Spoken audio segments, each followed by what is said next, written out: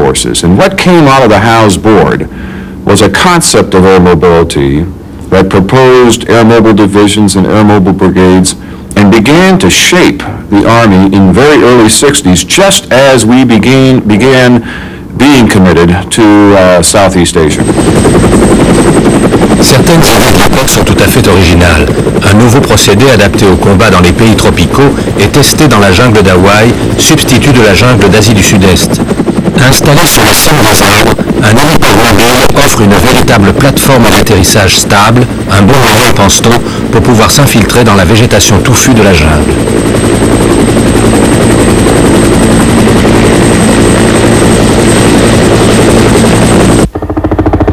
Mais les concepts de mobilité aérienne sont également appliqués aux espaces dégagés, comme le montre cette opération menée dans les années 60.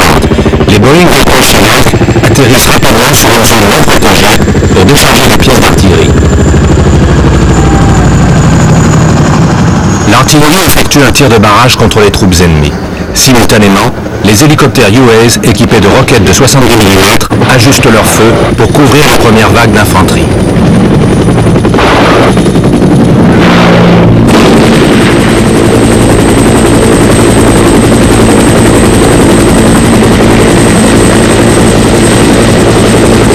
Pour que ce type d'opération soit efficace, il faut connaître précisément l'emplacement et l'importance des forces ennemies. Soutenues par les tirs de barrage nourris des hélicoptères d'artillerie, les troupes continuent d'affluer pour engager l'ennemi au sol. Mais encore faut-il le trouver. In Vietnam, the enemy was totally invisible. He lived under the ground. He moved under the jungle canopy. So there was a continual movement, and it was a completely different situation than we are normally associated with. I think this was probably the same things that were experienced by the military forces fighting in Southeast Asia in World War II. Vu d'en haut, le paysage du Sud-Vietnam ressemble à une vraie carte postale. Mais pour les troupes au sol, ce pays n'est qu'une vaste étendue d'eau et de boue.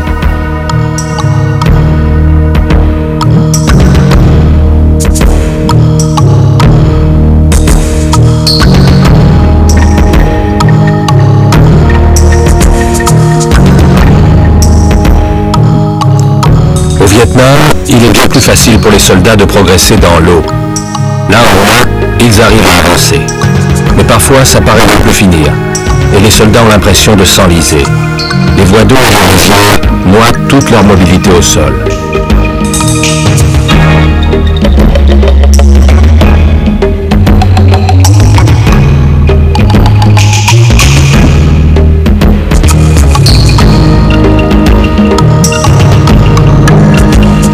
Et quand finalement on sort de l'eau, c'est pour mieux trouver la boue.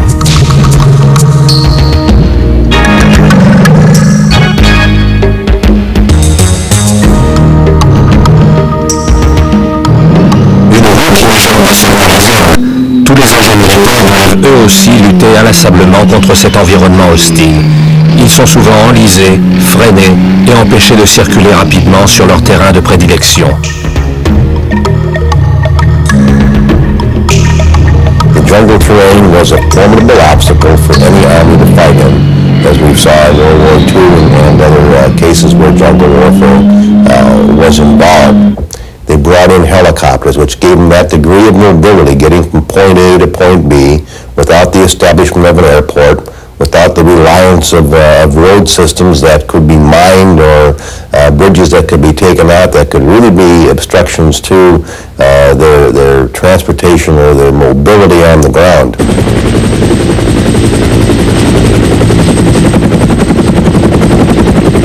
En revanche, c'est la guérilla par l'hélicoptère militaire.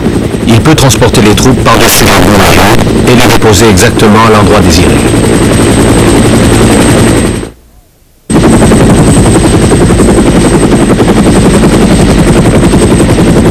Quand la guerre de Corée prend fin en 1953, la tactique de l'enveloppement vertical est encore peu employée. Mais dans les années qui suivent, l'idée fait son chemin. Et au début de la guerre du Vietnam, elle est opérationnelle. Pour ces Marines, il n'est plus question d'établir une tête de pont selon la méthode employée pendant la Seconde Guerre mondiale. La zone de décollage peut être une plage, mais aussi un porte-avions au large des côtes.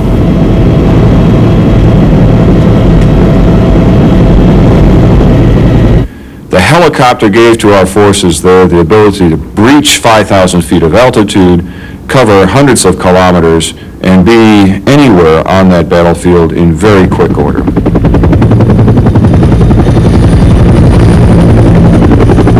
Dès les premiers mois du conflit vietnamien, les pilotes doivent être capables de débarquer très rapidement les troupes sous le feu de l'ennemi et de repartir sans perdre un instant en laissant derrière eux les soldats chargés de mener les combats dans la jungle.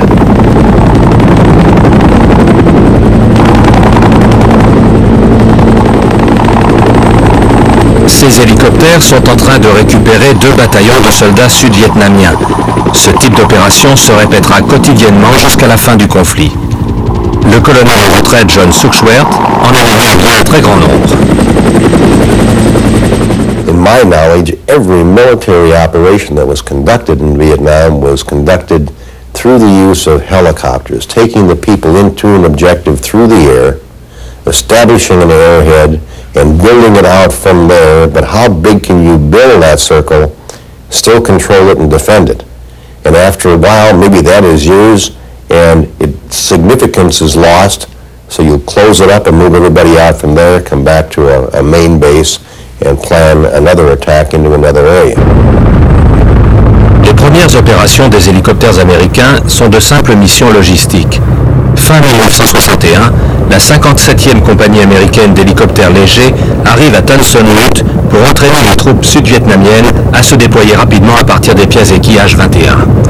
En mars 1961, 16 US UH-1B sont équipés de mitrailleuses et de roquettes et sont utilisés à titre expérimental comme appareils d'escorte armés.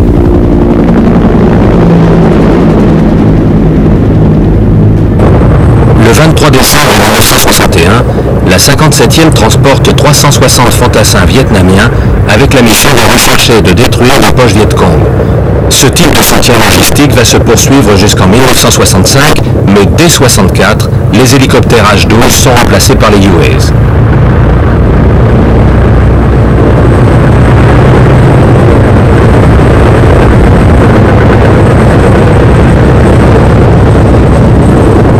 Pendant toute cette période, on met en point une méthode d'approche standard. Les hélicoptères de transport de troupes volent en formation décalée à une minute d'intervalle les uns des autres. Une fois au sol, ils doivent débarquer les soldats et repartir aussi vite que possible. Puis il devient vite évident que les tirs à partir du sol mettent les hélicoptères en danger, surtout lors de ce type de mission.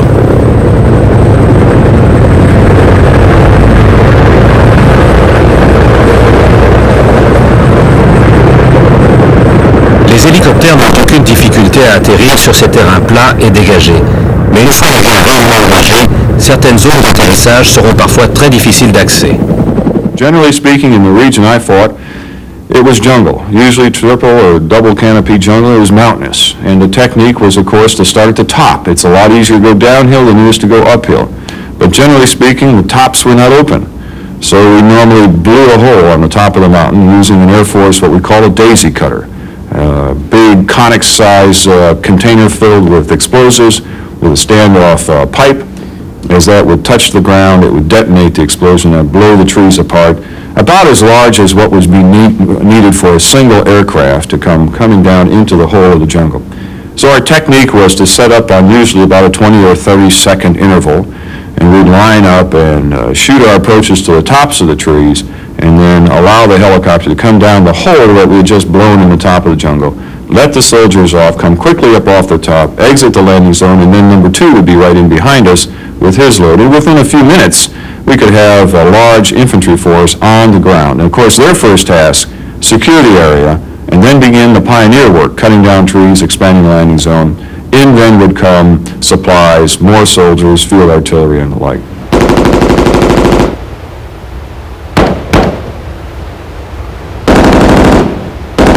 Dès que les hélicoptères sont repartis, les troupes doivent accomplir leur mission.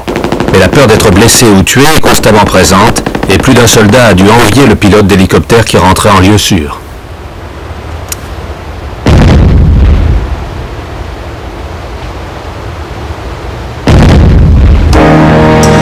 Et quand les objectifs sont atteints et que la fumée de couleur s'élève pour signaler la zone d'enlèvement, les soldats guettent anxieusement le bruit du rotor.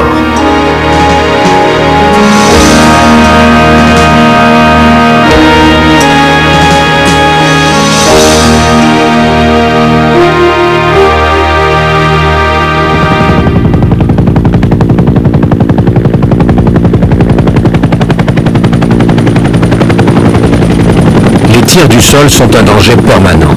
La jungle qui entoure toute zone d'atterrissage offre une couverture idéale aux tireurs et les quelques secondes nécessaires pour récupérer un groupe de soldats sont parfois fatales. The utilization of gunships started really before the military went into Vietnam on an experimental basis.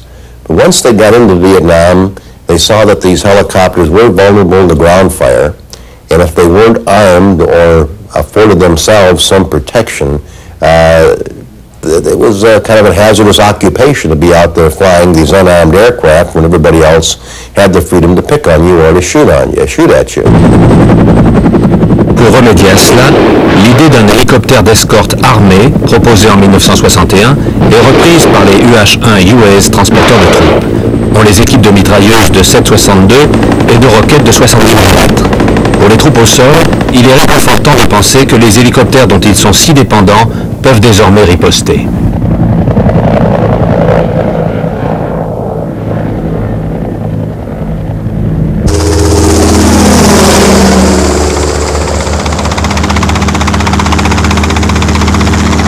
L'idée d'un hélicoptère d'attaque n'est pas nouvelle.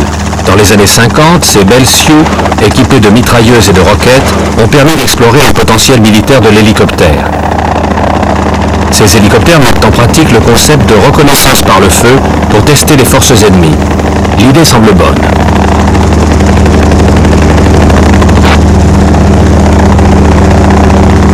I'm flying this Sioux and firing its weapons because I really know what we are able to do with armed helicopters at this stage of the game. Le général Rex Cairns est très confiant en l'avenir de la cavalerie aérienne. We have a lot of ideas on the fire. One of the best, I think, is the Aerial Combat Reconnaissance Company. This unit will be completely air-mounted, with armed helicopters and infantry troops mounted in transport helicopters. The speed, versatility, and effectiveness that you gain by being free of ground obstacles, but still in intimate contact with the ground, is tremendous.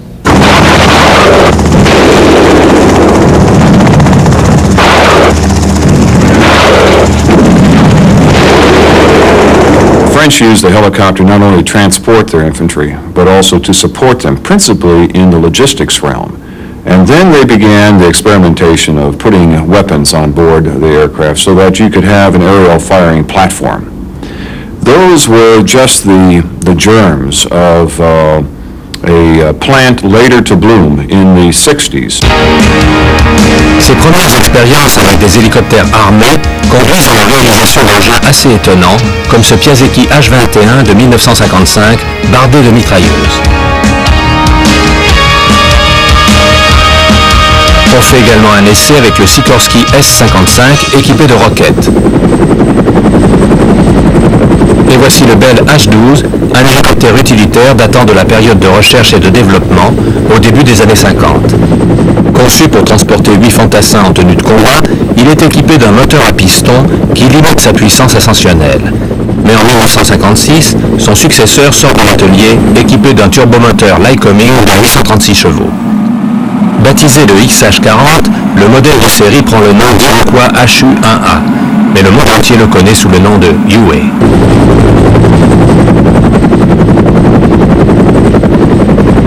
Avec le UA, les performances de l'hélicoptère utilitaire font un bond en avant. L'appareil est livré à l'armée en juin 1959. Recall that this aircraft was originally built to serve the needs of our medical evacuation requirements. It was a civilian adaptation to a military need.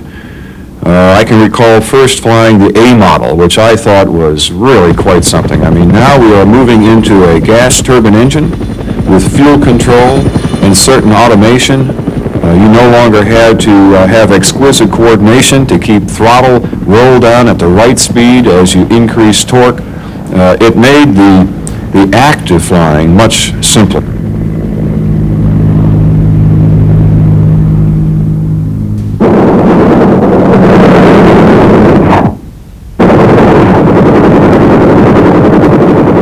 Équipé de ses mitrailleuses et de ses roquettes, le UA est une véritable innovation. Cet hélicoptère utilitaire se transforme soudain en engin d'attaque redoutable. Il est doté d'un système de mitrailleuse de 7,62, téléorientable à 70 degrés de droite à gauche et de haut en bas.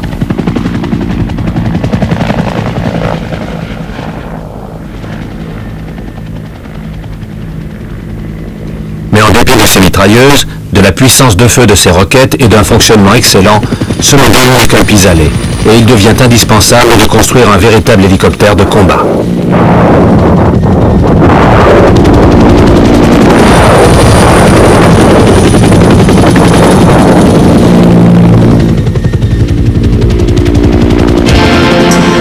Le Sioux Scout est construit par Bell comme banc d'essai pour répondre aux besoins qu'a fait naître la guerre du Vietnam. Dans cet étroit modèle en tandem, le copilote artilleur est assis à l'avant, alors que le pilote est placé au-dessus de lui et plus en arrière. Ainsi, tous deux jouissent d'une excellente visibilité à 360 degrés. De nombreux composants de ce modèle ont été incorporés dans le célèbre hélicoptère d'attaque Bell, le AH-1 UA Cobra.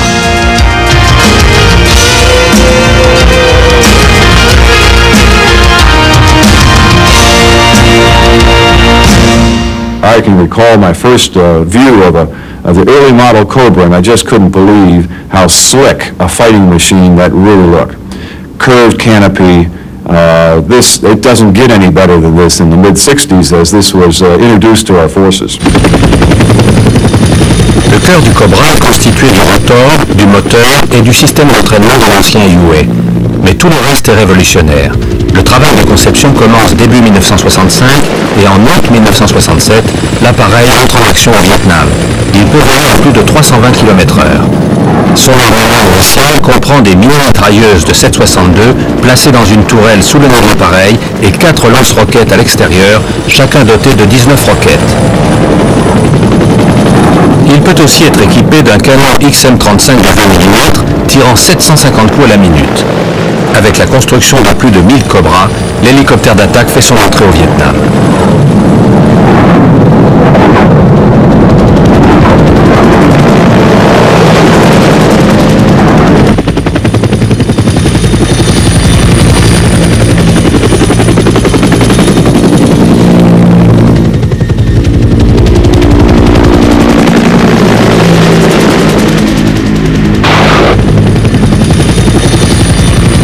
Première fois, il est possible d'organiser de grandes attaques surprises contre des cibles au sol.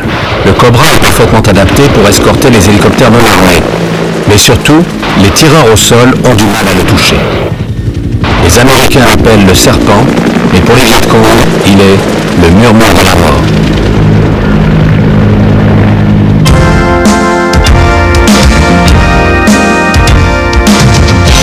Le UA Cobra arrive juste avant l'heure. Parallèlement à sa carrière exemplaire dans l'armée de terre, il entre au service des Marines. Si le Bell AH-1 UA Cobra est le fondateur d'une génération dont l'Apache actuel est le dernier né, c'est avant tout l'appareil qui restera à jamais associé à la guerre du Vietnam, la guerre de l'hélicoptère.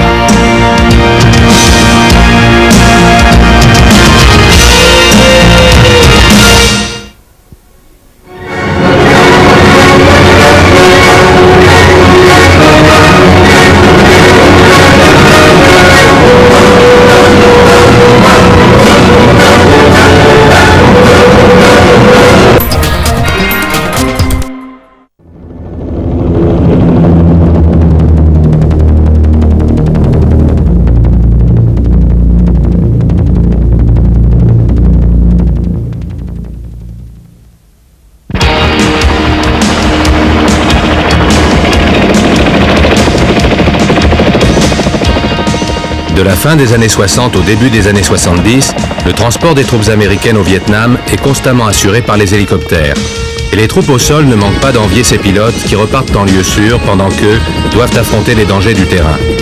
Mais les soldats savent aussi que l'hélicoptère est leur meilleur soutien, comme le rappelle le colonel John Suchfeld. At the same time, I feel that after that ground soldier had been there long enough, he knew that that helicopter was there to support him. It dropped him off. It was going to come back in and pick him up. It was going to bring his ammunition into him. It was going to bring his food into him. It was going to provide his fire support close in with those gunships. He was going to evacuate his wounded, and it almost became a part of every soldier on the ground being a member of a helicopter team, if you'd want to say. Because every soldier that fought on the ground rode in helicopters in Vietnam. Et puis les troupes au sol ne sont pas les seules menacées. Au décollage et à l'atterrissage, les hélicoptères sont une cible idéale et pour s'en tirer, ils doivent s'envoler au plus vite.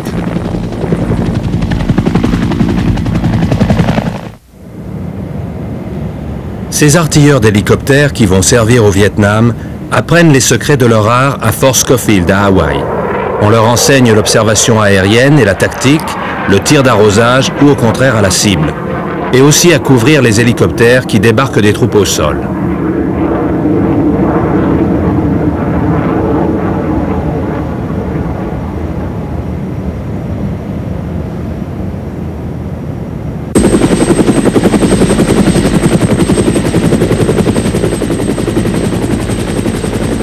Mais quand les artilleurs quittent le camp d'entraînement pour se retrouver dans le feu de l'action, ils plongent littéralement dans un autre monde. Un monde fait aussi de logistique et de planification. Car un nouveau type d'organisation est nécessaire pour coordonner les multiples fonctions militaires de l'hélicoptère et mener une guerre vraiment efficace. So what you had here superimposed upon the entire area of Vietnam was the 1st Aviation Brigade, consisting of those 4 groups in the 4 geographical corps or support zones, made up of the battalions and the companies to support the troops that were on the ground.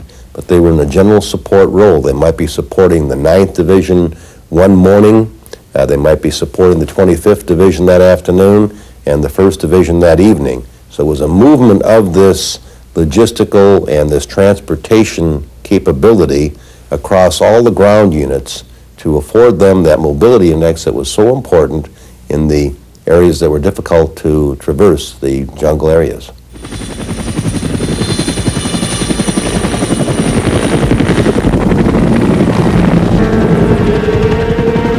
Pour les Américains au Vietnam, cette guerre ne ressemble à aucune autre. Les troupes d'infanterie au sol savent que les hélicoptères ne sont jamais très loin et qu'en cas de coup dur, ce sont eux qui amèneront les renforts.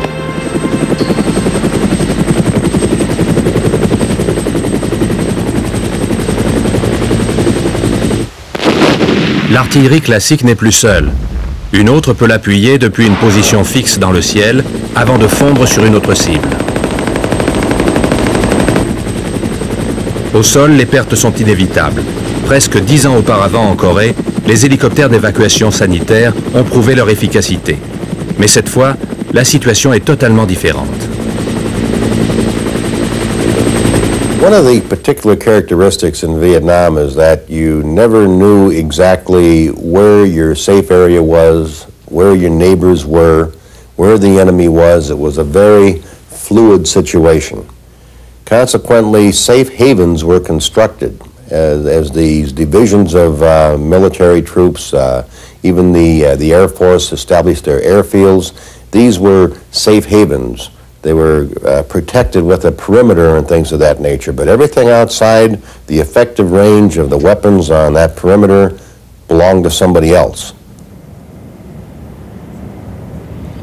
Dans ces zones protégées, les hélicoptères constamment sollicités jouissent d'un peu de répit. Il faut aussi les ravitailler en roquettes et en munitions. Et puis l'entretien d'un hélicoptère est plus pointu que celui d'un avion, et cela n'est possible qu'en zone sûre.